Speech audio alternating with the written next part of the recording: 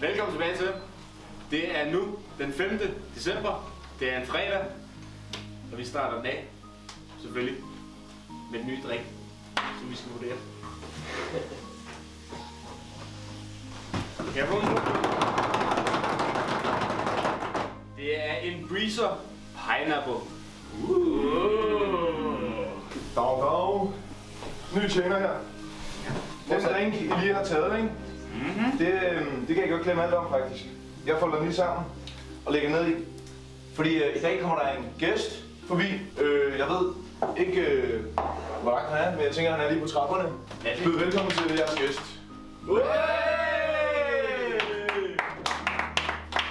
Tak fordi I var kommet. Selvfølgelig. Kan vi nå den? Skal det altså, du affalder så meget? Så håber jeg det, jo. Jeg har taget lidt med, når nu jeg skulle til julefest. Det er sådan nogle her. Dejlig kolde. Nej. Og som man kan se, så er det jo det er en bok. Og det er jo umiddelbart, normalt er det jo svinende stærk øl. Men den her, den er ikke så stærk, for der står alkoholfri bok. Det er umiddelbart lidt af en showstopper jo. På den anden side, så kan der også være juledag, hvor man skal op og lave lektier dagen efter. Det er rigtigt. Der kan også være nogen, som skal hjem og der skal køre hjem. Den slags ting. Der kan også være nogen, der bare har lyst til at holde længere på aftenen osv. Så derfor så kan der være meget godt lige at smide sådan en her ind. Og I har mange afsnit, vi skal igen jo. Så jeg tænkte, det er måske fint nok lige at smage, hvad sådan en her kan. Så vi bliver skånet i dag. Vi bliver skånet lige den her omgang, ja. Lad os prøve gang. Der sker noget endnu mere spændende i dag. I og med, at vi har selveste Nykøbing Katedralskoles rektor med, så er der blevet forberedt en lille quiz. Det er en quiz, der hedder Hvor godt kender du Nykøbing Katedralskole? Som I kan huske fra det var i går. Der skal I også lige have taget et shot. Det er rigtigt. Det må vi lige og det kan I gøre på lidt senere måske. Hvilket skal være Bailey-shotsene. Vi har jo nogle Bailey-flasker, der står her på bordene. Ja, det var fordi vi ikke fik taget dem i går jo. Ja, det var fordi I ikke fik taget dem i går. Så det må I gøre i dag. Men der er en quiz. Der er nogle spørgsmål og nogle svarmuligheder. Og endnu en gang, så skal I skrive jeres svarmuligheder ned. Men I kan lige smage, hvad I har med. På dronen. Skål. Håber ikke, at den er alt for slem.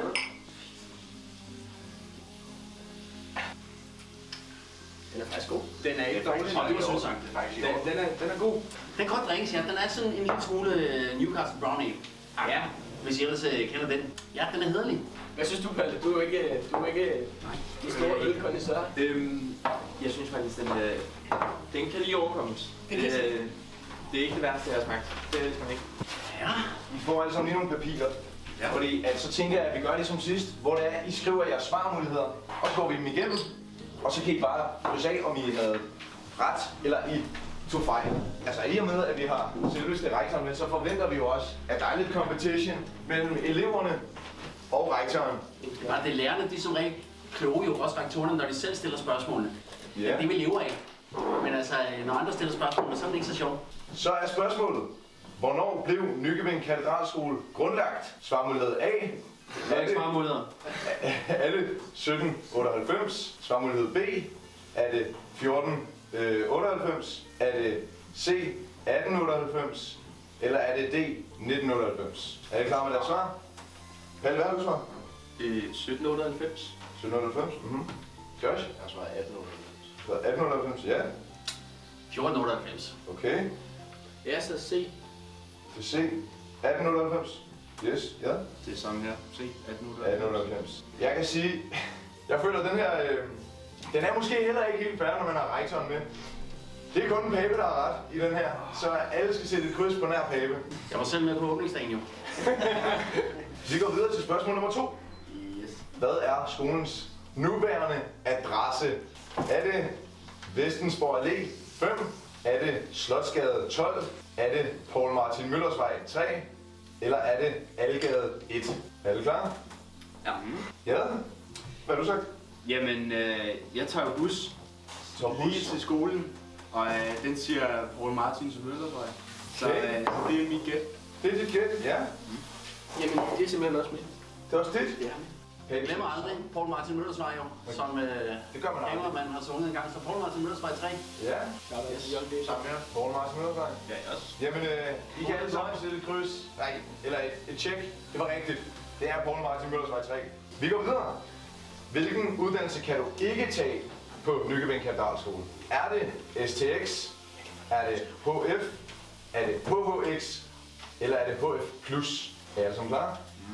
Hey, hvad har du sagt? Jeg har sagt, at det man ikke kan tage hos os, det er HHX. Der skal du over i Krammerhuset.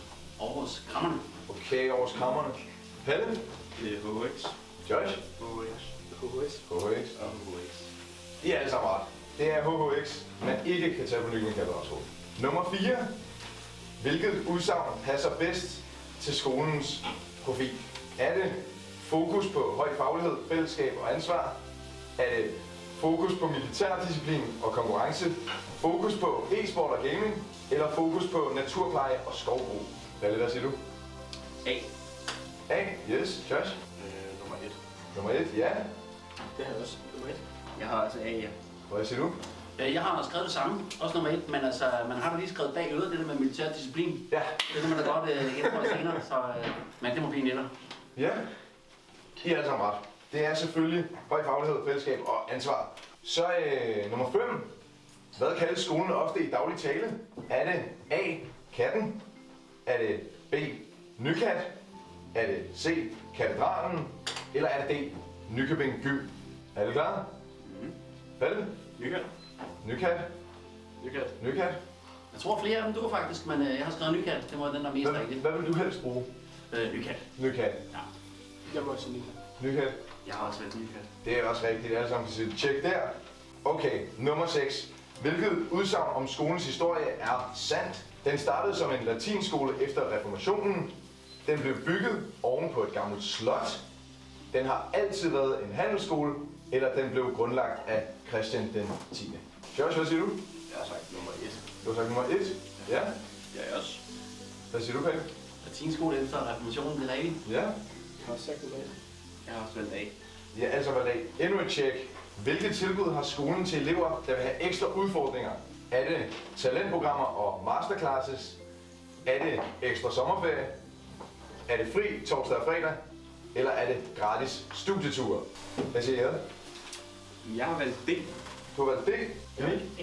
Du har valgt A. Talentprogrammer og masterclasses. Josh? D. D. Svaret, det er A. Talentprogrammer og masterclasses. Og jeg tror simpelthen, vi siger, det var det for den quiz. I skal lige tælle jeres point sammen. Hvor mange point har du, Palle? 6. 6. 5. Jeg tror, jeg har 7. 7. Ja, ramte desværre kun 6. 6. Og jeg har også 5. 5. Ja. Jørgen. I og med, at du var den, der havde mindst. Og Josh. I havde 5. Begge to. Ja. Så skal I også tage et ekstra shot senere. Men jeg tænker simpelthen, at jeg overlader resten af snakken til jer. Og så går jeg ud. Så kan I lige snakke med Pape en gang. Det lyder hyggeligt. Skål. Skål.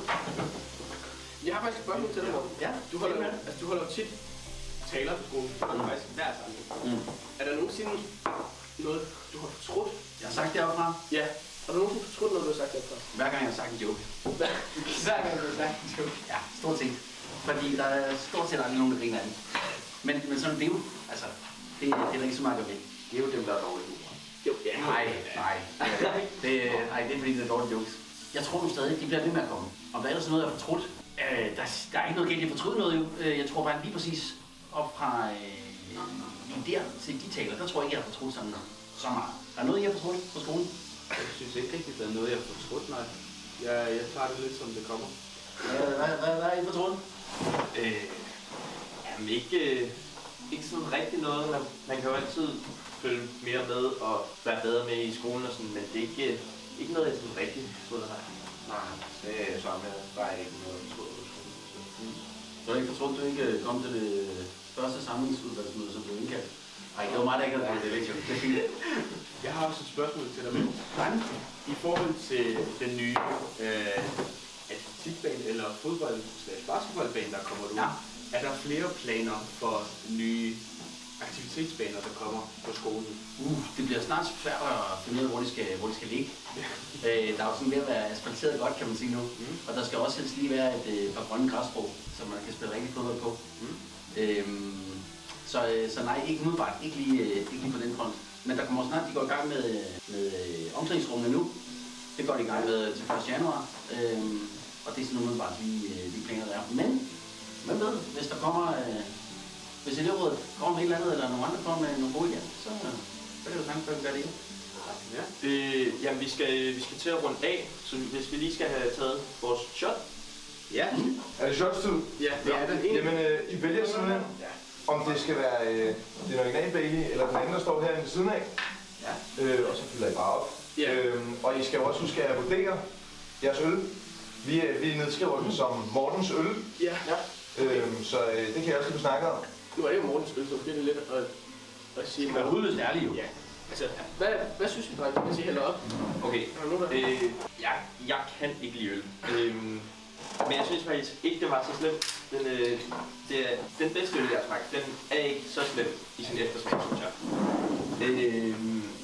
Men jeg tror sgu stadig, det er en del, for jeg får ikke drukket den færdig. Det gør jeg ikke, desværre. Hvad kan man stemme mellem? Altså, hvad... Men det har vi herovre.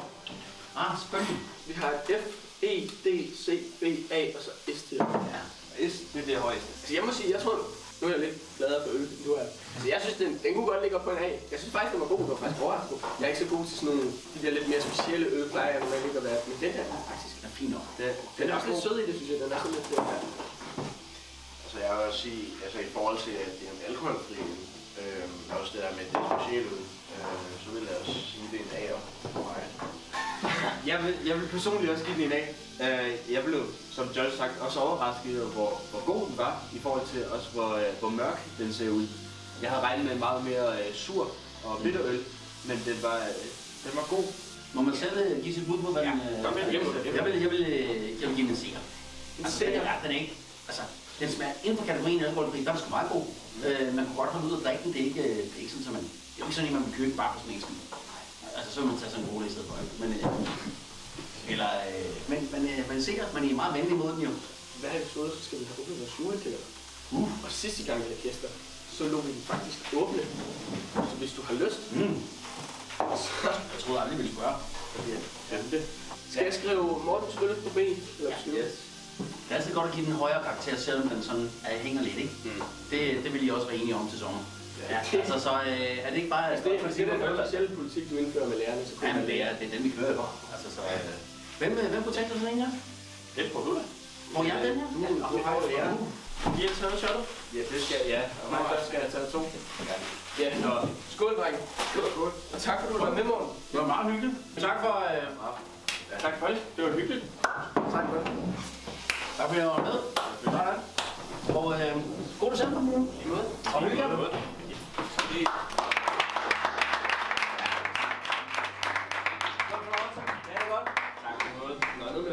Seks. I morgen, der har vi ramt datoen, hvor I skal tage en ølbom.